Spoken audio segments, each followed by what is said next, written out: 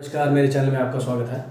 और आप सभी को पता है जैसे कि हम इसमें जो है पॉलिटी के बारे में पढ़ रहे हैं और पॉलिटी के बारे में पढ़ रहे हैं और जो कि यूपीएससी के रिगार्डिंग काफ़ी बेटर है और अदर जो भी एग्ज़ाम्स हैं उनके रिगार्डिंग भी आप मतलब इसको देख सकते हैं, ठीक है। और इसमें मैं पूरी कोशिश ये कर रहा हूँ कि मतलब इसमें टॉपिक वाइज ना रह करके एक समरीज के वाइज समराइज़ करके चीज़ों को बताया जाए ताकि आपको जो है ये बातें समझ आए, आप इंटरेस्ट के लेवल पे इसको समझें, ठीक है। तो आपने इसको समझना है। पहले वीडियो को मैंने अपलोड कर दिया और उसको भी आपने जा कर के देखना है, ठीक है ना। उसमें भी आपको कुछ शॉर्ट्स वीडियो दिखेंगी और कुछ बड़ी वीडियोस भी दिख जाएंगी।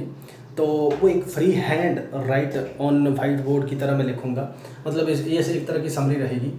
उसमें इसको टॉपिक वाइज जो मैंने बता दिया जैसा कि मैंने कहा।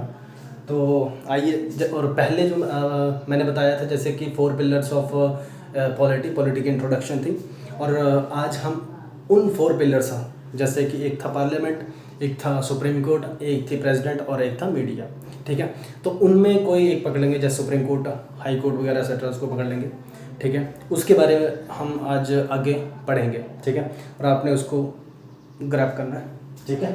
वही आज जानते हैं उनके बारे में। देखिए, अगर आपको ये पता लग जाएगा कि इनके फंक्शंस और इनकी पावर्स, अगर आपको ये पता लग गया और इनका यूज़ ये पता लग गया तो आप ये जान सकेंगे कि अपने आप ही जान लेंगे कि ये है क्या और कहाँ पे किस तरह से है, ठीक है ना, इनका वर्क है। तो सबसे पहले हम ये पढ़ेंगे, आपने टर्म पढ़नी है, ठीक है। सबसे पहले आपको पता होना चाहिए इसमें जुडिशियल रिव्यू।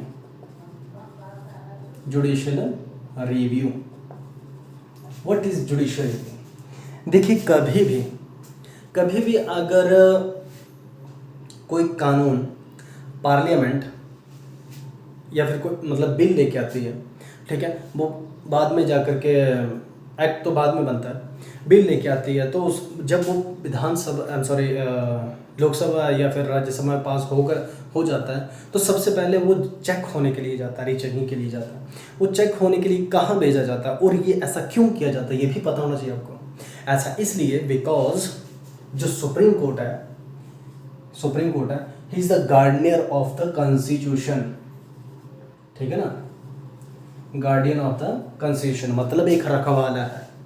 तो आप ही सोचिए, हम पार्लियामेंट में जैसा वैसा कानून बना दिए और उसको लागू कर दिए तो क्या कॉन्स्टिट्यूशन की बात रही? नहीं, उसको चेक भी करना है, उसकी कॉन्स्टिट्यूशनैलिटी को भी देखना है कि क्या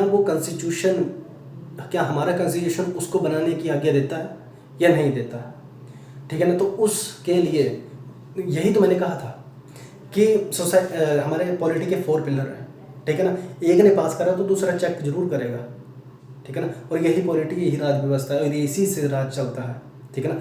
तो एक तरफ बनाने वाले, दूसरी तरफ चेक करने वाले, तीसरी तरफ इम्प्लीमेंट करने वाले हैं, ठीक है। और एक देखने वाले हैं, ठीक है, दोबारा इसको देखने वाले भी हैं और दोबारा इसको तोड़ने वाले भी हैं। इसी तरह से देश चल रहा है, ठीक है। तो हम आगे लेके चलते हैं। गार्डियन, तो जुडिशियल रिव्यू मैंने आपको बता दिया कि इसको क्यों चेक किया जाएगा और क्या है ये, ठीक है। जुडिशियल रिव्यू आपने पढ़ लिया। अब हम दूसरी बात इसमें करेंगे, क्या पता होना चाहिए आपको, जुडिशियल एक्टिविज्म, ठीक है ना। एक्टिविज्म जब भी, ठीक है, जब भी हमारा सुप्रीम कोर्ट भी बोल सकते हैं हम, हाई कोर्ट में, ये हाई कोर्ट के पास भी पावर है, ये दोनों पावर्स हाई कोर्ट और सुप्रीम कोर्ट के पास, दोनों के पास है, ठीक है। जब भी माना सरकार ने कोई ऐसा काम ना किया जो सरकार को करना चाहिए था और कॉन्स्टिट्यूशन में उन कामों को के लिए बताया गया है, तो तब उसको करना नहीं है सुप्रीम कोर्ट या किसी हाई कोर्ट ने, उसके लिए बताना है, सिर्फ फटकार लगा देनी है। जब आपने सुना होगा कि हाँ सुप्रीम कोर्ट ने लगाई फटकार या सुप्रीम कोर्ट ने ये कहा, सुप्रीम कोर्ट ने कहा आप इतना भी नहीं कर सकते, आपको ये करना चाहिए। जब अखबार में कई बार आपने देखा होगा कि इसमें लिखा था कि ये करना चाहिए था, सरकार को ये करना चाहिए था, सरकार को ये करना चाहिए था। जब भी चाहिए आता है वगैरह जो है, ये सारे वर्ड कहाँ आते हैं? एक्टिविज्म में, मतलब जो गार्डियन है, जैसे आपने पढ़ा होगा वॉच डॉग संविधान में, तो उसी तरह से ये बात है, ठीक है। तो यहाँ पे जुडिशल एक्टिविज्म इसी तरह से वर्क करेगा कि यहाँ पे सुप्रीम कोर्ट या हाई कोर्ट कोई भी है वो बताएगा कि आपने ये नहीं किया है और इस तरह से आपको करना चाहिए, बस करना चाहिए, ठीक है। नाउ नेक्स्ट टर्म आती है क्या, जुडिशियल ओवररीच।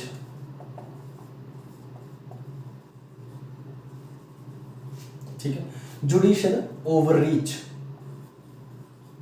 अब ये बात आती है चाहिए से कर देने में। जब ये कर देता है ना कोई काम, कोई कानून खुद ही निकाल देता है। माना ये जो एक बार दिवाली पर पटाखे वाली न्यूज़ आई थी कि पटाखे नहीं जलने चाहिए, आपने देखा होगा कभी। अब ये काम तो सरकार का है, वो पटाखे बंद नहीं करती। पॉलीथीन को यहाँ तक कि हमारे हाई कोर्ट ने बंद कर किया हुआ है, ठीक है ना। ये काम ओवररीच है कि उन्होंने नहीं करा, उसने कर ही दिए। वो चाहिए करना चाहिए था कि बोलता रहा, लेकिन किसी ने करे नहीं, ठीक है ना। तो कर किसने दिए, अब हाई कोर्ट ने कर दिए या सुप्रीम कोर्ट ने कर दिया। तो यहाँ पे जुडिशियल ओवररीच की बात आ जाती है, ठीक है। अब हम इसमें आगे क्या पढ़ेंगे, जैसे अभी ये 3 चीज़ें मोस्ट इम्पोर्टेंट थी। अब बात आती है कि ये ज्यूरिसडिक्शन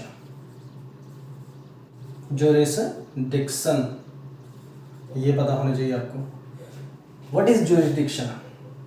इसका सीधा सा फंडा है पावर। हाई कोर्ट की पावर ज़्यादा है या सुप्रीम कोर्ट की पावर ज़्यादा है, ठीक है। अब यहाँ डिपेंड आता है कि किस केस में कह रहे हैं।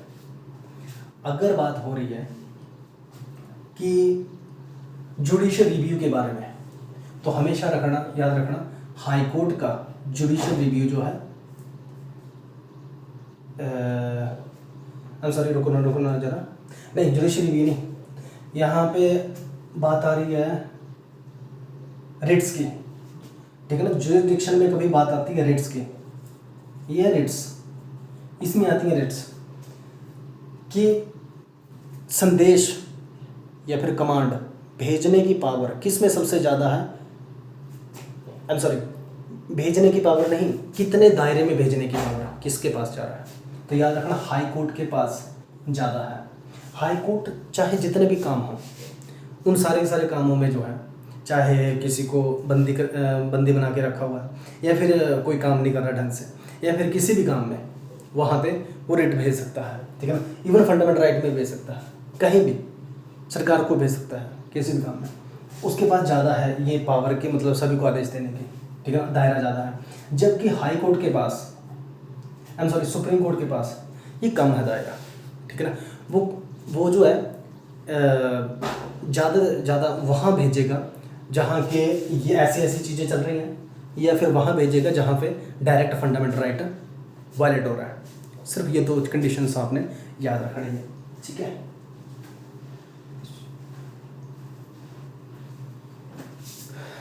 ठीक है, वहाँ भेजनी है।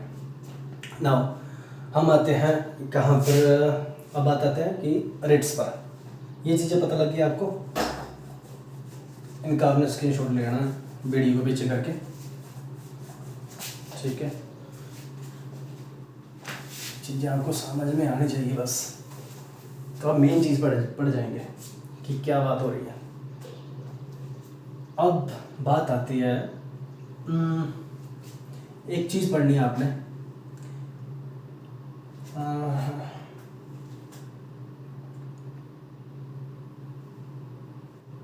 कभी भी जो हाई कोर्ट है और सुप्रीम कोर्ट है, हम देखते हैं नहीं सुप्रीम कोर्ट तो बाप है, नहीं, याद रखना ये कुछ केस में ये हेड, नॉमिनल हेड के रूप में बाप है, एक बोल सकते हैं नाम मात्र, ठीक है। याद रखना मैक्सिमम ये एक तरह का सुपरविजरी का काम करेगा इस हाई कोर्ट पर, बस इसको देखता रहेगा। अगर कोई मसला होगा, बढ़ाई अर्जेंट होगा, तब बोलेगा कि मतलब चलो इसको ऊपर दे दो, जो कि नेशनल इंटरेस्ट में होगा तभी आएगा ऊपर, तभी सुप्रीम कोर्ट इसको जो कह सकता है, ठीक है। लेकिन अदरवाइज हाई कोर्ट के मामले में सुप्रीम कोर्ट ज़्यादा नहीं पड़ता है, ये हमेशा बात याद रखनी है, हमेशा। क्योंकि अब आप ही देखो, हमारे और इसका रीज़न है मैं बताता हूँ। इनके बीच आता है हमारे फेडरल स्ट्रक्चर ऑफ इंडिया का नेचर, ठीक है, फेडरल स्ट्रक्चर ऑफ इंडिया याद रखना। इसीलिए अब फेडरल स्ट्रक्चर में क्या होता है, कुछ पावर्स इनके पास डिवाइड है, कुछ पावर्स इनके पास डिवाइड है, ऐसा है, ठीक है। इनको भी कुछ पावर्स है, उनको भी कुछ पावर है, but at the end this is more powerful, ये बात है। वैसे ही स्टेट सेंट्रल गवर्नमेंट के केस में है, central government at the and more powerful है, ये हमेशा याद रखना, ठीक है। ये बात भी आपने याद रख ली। हम आगे चलेंगे। एक फ्री हैंड है, ठीक है, आपने सिर्फ इंट्रोडक्शन पढ़ ली है, इसको बातें याद रखनी है अपने बस, ठीक है। ये आपको आगे काम आएंगे।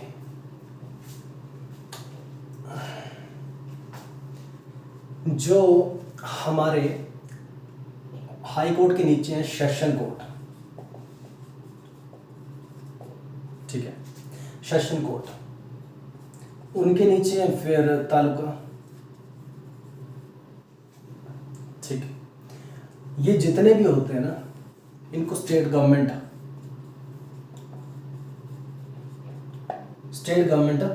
रेगुलेट करती है। I am sorry, state government नहीं, इनके जो एम्प्लॉयज होते हैं,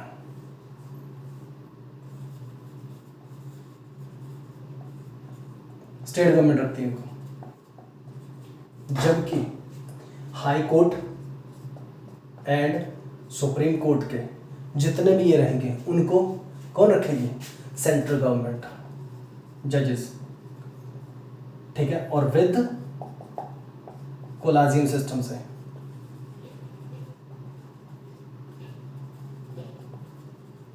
से रखेंगे, ये बात याद रखनी है। नेक्स्ट थिंग आपको पता होना चाहिए, हमेशा high court and supreme court में इंग्लिश भाषा का यूज़ किया जाता है। अगर आप उन जजेस के सामने अगर चले जाए ना और कहें कि हमें सर हिंदी नहीं आती और मैं इसमें बात करूँगा, नहीं, वो कहेंगे आपको वकील दिया जाएगा, आप इस भाषा में यूज़ करेंगे, अदरवाइज आप केस हम नहीं सुनेंगे, ऐसा है। ये बात याद रखिए आपने, ठीक है, वो नहीं सुनते। तो हाई कोर्ट और सुप्रीम कोर्ट के बारे में बता दिया, ठीक है। यहाँ पे सेशन कोर्ट के मामले में कुछ हद तक चल सकता है, आप हिंदी बात कर सकते हैं वगैरह, ठीक है। अब एक और बात आपको पता होना चाहिए, जब भी ये लिखा गया है कि जब भी हमारे कॉन्स्टिट्यूशन में अगर हिंदी और इंग्लिश, माना इंग्लिश और हिंदी है, इंग्लिश की अगर इंग्लिश में डाउट आ रहा है और हिंदी में भी आ रहा है, इसको किस तरह से समझाएं, इसको इस तरह से समझाएं कि मानना एक लाइन आ गई इस तरह की कि जिसका मतलब सेम वही आ रहा है जो कि हिंदी में भी आ रहा है, हिंदी में भी आ रहा है, तो हिंदी में भी आ रहा है, मतलब उसकी ट्रांसलेशन आपने देख ली, तो हमेशा जो है हिंदी को सर्वोपरि माना जाएगा।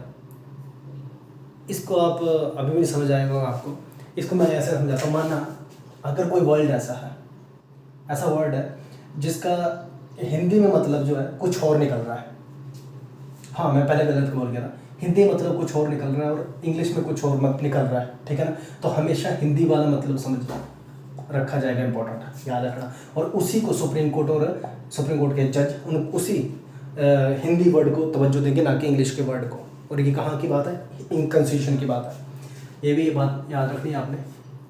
दूसरी बात, this is the power in the hand of state government, ठीक है, स्टेट गवर्नमेंट है कि अगर कि वो हाई कोर्ट के जो मतलब केसेस होते हैं उनकी भाषा को हिंदी में रखना चाहती है या फिर इंग्लिश में रखना चाहती है, ठीक है। और सुप्रीम कोर्ट की पावर सेंट्रल गवर्नमेंट के पास है, यही बदलने की पावर, ये आपने याद रखनी है। नेक्स्ट थिंग, जो हमारा कंटेम्प्ट ऑफ कोर्ट होता है, कंटेम्प्ट ऑफ कोर्ट है, वो हर प्रदेश का अलग अलग है, बिकॉज हर स्टेट गवर्नमेंट उसको डिसाइड करती है, हर स्टेट गवर्नमेंट के पास पावर है उसको चेंज करने की। इवन आईपीसीसी धारा को भी चेंज करने की पावर इनके पास है, अपने अपने विधानसभा के पास कुछ हद तक, पूरी नहीं है। ठीक है, ये समझ में आ गया, ये मेन है। आपने इन बातों को शायद ये समझ नहीं, ऐसे नहीं आ रहा होगा, मेरा लेक्चर सुनना ही पड़ेगा अब, क्योंकि मैं लिखता बड़ा बोरिंग टाइप का हूँ। ठीक है, अब कुछ बातें और हैं। जब भी ने एक बात याद रखनी है, एक हाई कोर्ट स्टेट गवर्नमेंट का, तो आपने इसको कभी इस तरह से नहीं लेना है कि ये सेंटर को आदेश नहीं दे सकता। It has power to command centre as well as state government. ठीक है ना, अगर मानना हाई कोर्ट, जैसे कि इसका एग्जांपल ये है कि मतलब अगर स्टेट गवर्नमेंट के पास फंड कम पड़ रहा है किसी चीज़ को लेने के लिए, तो वो सेंट्रल गवर्नमेंट को ये कमांड कर सकता है कि स्टेट गवर्नमेंट को फंड दो। ऐसा क्यों, क्वेश्चन है। ऐसा इसलिए बिकॉज हमने इंटीग्रेटेड नेचर पढ़ा हुआ है ऑफ जुडिशरी, इसका काफ़ी इंटीग्रेटेड नेचर ऑफ जुडिशरी, और ऐसा इसलिए है, फंड दो। इंटीग्रेटेड मतलब क्या, जब ये फंड कहेगा देने के लिए, तो इसका मतलब ये होगा कि इंटीग्रेटेड है, जो इसने कहा वही सुप्रीम कोर्ट ने कहा, इसका मतलब ये है। इंटीग्रेटेड का मतलब होता क्या है, यही है, जो हाई कोर्ट कह रहा है वही सुप्रीम कोर्ट कह रहा है, जो सुप्रीम कोर्ट कह रहा है वही हाई कोर्ट को भी मानना पड़ेगा, यही है। ठीक है, और वही सबको मानना पड़ेगा। और अगर हाई कोर्ट की बात अगर अच्छी नहीं लग रही है, तो सुप्रीम कोर्ट उसको अपने ऊपर ले लेगा, क्योंकि उसकी जिम्मेदारी लेना, बस इतना सा मतलब है इंटीग्रेटेड का होना। ठीक है, तो ये बात भी आपने याद रखनी है। द नेक्स्ट थिंग इज, और क्या है इसमें, जो सुप्रीम कोर्ट है, और इसमें क्या बताया हम आपको,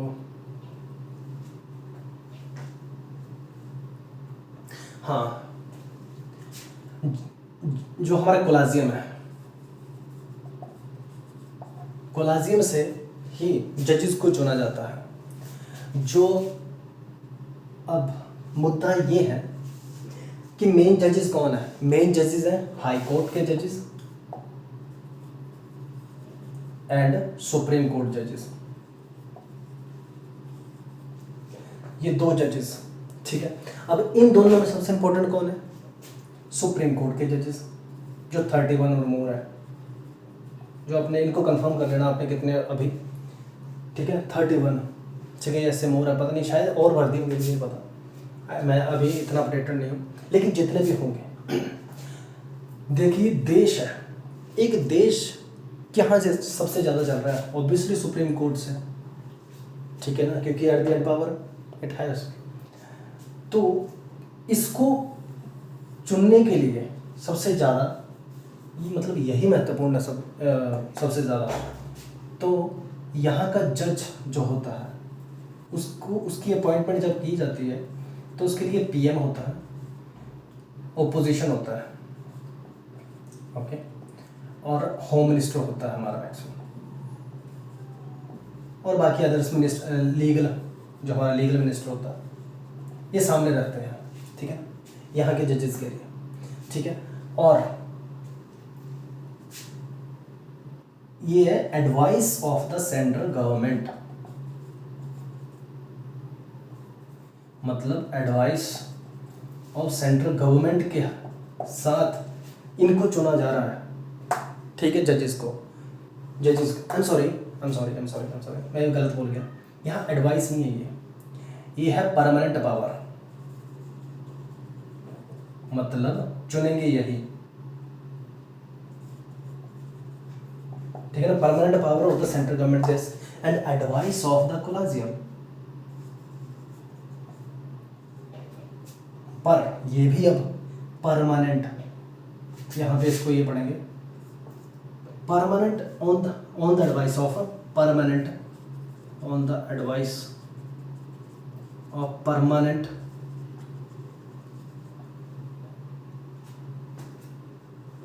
ऐसे नहीं यार, क्या लिख रहा हूँ मैं, इंग्लिश नहीं आ रही है। परमानेंट एडवाइस ऑफ कोलाजियम,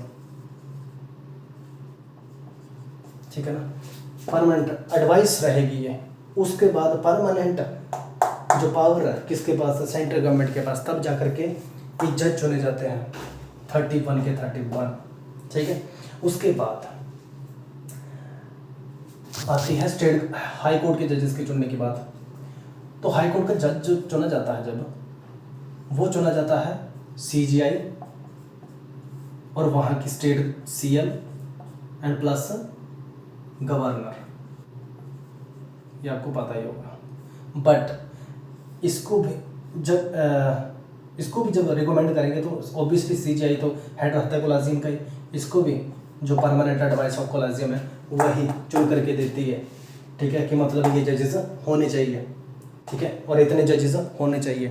और हाँ, जब भी ये बात कही जाती है कि ये कौन एडवाइस करता है कि कितने जजेस होने चाहिए, तो इसको एडवाइस करने की पावर भी किसके पास है, कोलाजियम के पास है। कोलाजियम कहता है कि हमारे पास इतने मतलब बेटेज है, इतने मतलब यार इतना भार बढ़ रहा है इसका डिस्प्यूट्स का, तो इतने जजेस होने चाहिए, ठीक है। अब ये बातें हमने समझ ली।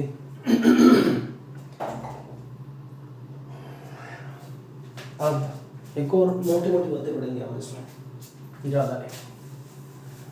देखिए, अब हमें ये डर रहता है कि कहीं हमारा देश डूब ना जाए, ठीक है, कहीं हमारा देश डूब ना जाए, हमारा देश के टुकड़े टुकड़े ना हो जाएं। हमारा JNK की बात हो रही है, POK की बात हो रही है, असम में बात हो रही है, जैसे नागालैंड की बात हो रही है, ये टूट ना जाए, टुकड़े टुकड़े हो जाए, ऐसा कभी कुछ भी नहीं होता। ये सिर्फ और सिर्फ न्यूज़ की बातें हैं, ठीक है। एट द एंड जो पावर है, सुप्रीम कोर्ट पावर इतनी ज़्यादा पावरफुल है। कभी आपने अगर ऐसा देखना होगा तो आपको क्या करना चाहिए, आपको बाहर घूमना चाहिए, जाना चाहिए, क्योंकि मीडिया में जो भी है ना वो नौटंकी है, ठीक है ना। मीडिया में कुछ हद तक का सही, बाकी कुछ भी नहीं है, और मैं कहूँगा ओनली 20%। तो सोचिए 80% आपकी नज़रों से बाहर है। मैं खुद घूमा हूँ, इसलिए आपको रिकमेंड करूँगा कि आपको जाना चाहिए। जो दिखता है वो है नहीं एक्चुअल में, ठीक है। जो हाँ इतने हम मरते ज़रूर हैं, लेकिन किस हालात में मरते हैं और किस तरह से हो रहे हैं, ठीक है ना, और क्या हो रहा है वहाँ पे, ठीक है ना, इसको बढ़ा चढ़ा के दिखाया जाता है। इसके लिए तो मैं मतलब काफ़ी संवेदनशील हूँ, जिनके परिवार के मतलब परिवार से लोग जाते हैं, ठीक है। लेकिन मेरा कहने का तात्पर्य यह है कि मतलब जो आंखों के सामने हो रहा है वो कुछ हो रहा है, वो जो पीछे कुछ हो रहा है वो कुछ हो रहा है, ठीक है। तो आपको ये ना जान करके वो चीज़ें जाननी चाहिए कि वो हो किस रही है, ठीक है। और बाकी अगर मेरे से कुछ गलती होगी तो उसके लिए माफ़ी चाहूँगा। और आपको ये हाँ मैं कह रहा था कि ये डर रहता है कि हाँ देश डूब जाएगा, यहाँ टुकड़े टुकड़े हो जाए, तो ऐसा कभी कुछ नहीं होता। वाह, क्योंकि अभी असली में बात है क्या, मैं आपको बताता हूँ। अभी हमारे देश का नियरली मैं कहूँगा 20% ही कॉन्स्टिट्यूशन धरती पर लागू हुआ है। इसलिए केजरीवाल जी हैं हमेशा कहते हैं कि अगर पूरा कॉन्स्टिट्यूशन लागू हो जाए तो ये देश तुरंत बदल जाएगा। सिर्फ 20% ओनली, ठीक है। 20 भी मैं कहूँगा बड़ा कम है, ठीक है। लेकिन सोचो 80% अभी होने को बाकी है और अभी ऐसे हालात है। तो सोचो हमारे पिछले पूर्वज जो हमारे फोर फादर्स हैं वो किस तरह से कॉन्स्टिट्यूशन को बना गए होंगे कि इतनी लंबी सोच में इस देश को इन धागों में पिरोना है, ठीक है ना। तो जब ये इन धागों में पिरो जाएगा, सोचो ये हर दिन मतलब बेटर बनता जा रहा है, ना कि आप डिमोरलाइज हो ये कि मतलब ये यहाँ ये हो रहा है, यहाँ ये हो रहा है, यहाँ ये हो रहा है। नहीं, ऐसा नहीं हो रहा। ये कॉन्स्टिट्यूशन लागू हो रहा है, बस आप हमेशा ये याद ध्यान रखना, ठीक है ना। तो ऐसा कभी कुछ नहीं होता, ठीक है ना। परमानेंट पावर उनके पास है, डिफेंस अपनी तरह से पूरा मजबूत है, ठीक है। और हमारे पास कुछ भी ऐसी कमी नहीं है, हर एक चीज़ सबसे बेटर रहती है। मैं खुद अखबार फॉलो करता हूँ तो ऐसा कुछ नहीं, अखबार में मुझे कुछ और चीज़ें मिलती, लेकिन एक्चुअल में जब मैं मिलता हूँ लोगों से वो कुछ और है, ठीक है। तो मुझे लगता है इसमें समझाने के वाली और क्या बात रहेगी, हाँ नॉर्मल चीज़ें रहती है। जैसे कि अगर आप जैसे कुछ लोग होते हैं जैसे कहते हैं कि हमारे राइट्स वायलेट हुए, हमारे ये वायलेट हुआ, ठीक है। और हाँ एक और चीज़, ड्यूटीज़ और fundamental right versus fundamental right, याद रखना कभी भी आप सुप्रीम कोर्ट में जाओगे या फिर हाई कोर्ट में जाओगे या फिर डिस्ट्रिक्ट कोर्ट में जाओगे, आप सोचोगे फंडामेंटल राइट ही आप बोलोगे और आपको कहा जाएगा कि हाँ बाकी में आपके फंडामेंटल राइट वायलेट हुए हैं। सबसे पहले वो ये पूछेंगे कि आपने अपनी ड्यूटीज़ को फॉलो करा। अगर आप ड्यूटीज़ को फॉलो नहीं करते तो आपको ड्यूटीज़ के तहत भी धाराएँ हैं IPCC के। बस मेन इतना ही है। और अगर इसमें कुछ नया दिखेगा तो मैं ऑफ कोर्स आपके साथ शेयर करूँगा, लेकिन अभी तक के लिए ये सुप्रीम कोर्ट के इंट्रोडक्शन के नाम से मैं इस चैनल पर डालूँगा, जो आपने देख लेना इसको। ये एक तरह की समरी है, छोटा सा नॉलेज है, ज़्यादा नहीं नॉलेज। अभी ये डीप जाना मैंने जो पॉइंट है उनको नहीं छुआ है, लेकिन फिर भी ये मोटा मोटा अगर आप समझ चुके होंगे तो आप यहाँ से, मैं नहीं कहता 50% कवर अप कर चुके हैं। पहले थे 50%, बस 50%। ये मेन ही बात है, आपको क्रक्स समझना है और क्रक्स मैंने आपको बता दिया।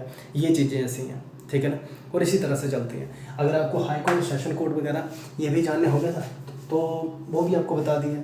आप ये समझ गए कि इनकी पावर्स किस किस तरह से, कौन ऊपर है कौन उसके नीचे है, अपनी अपनी सॉवरेनिटी सबके पास है, ठीक है ना। बस आपने आपको पेश करना है वहाँ अपने गुरु जी के पास, बस वो तरह की बात है।